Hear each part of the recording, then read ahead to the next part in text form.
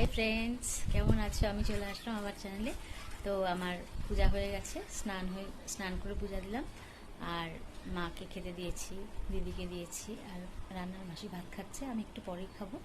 তো আজকে টাটকিনি ভাগনা, আলু বেগুন দিয়ে চচ্চড়ি আর লাবড়া হয়েছে, আর কিছু হয়নি।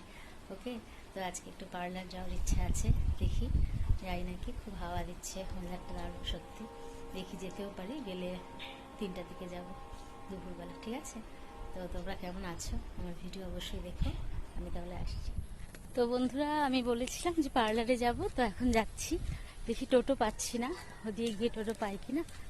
তো টাইম তো লাগবেই, এখন ভিড় হবে পার্লারে, তো এই জন্যই তাড়াতাড়ি বেরোলাম। যাই দেখি, যদি খুব ভিড় হয় চলে আসবো। অত আমার ধৈর্য খুবই কম, অত ধৈর্য নেই।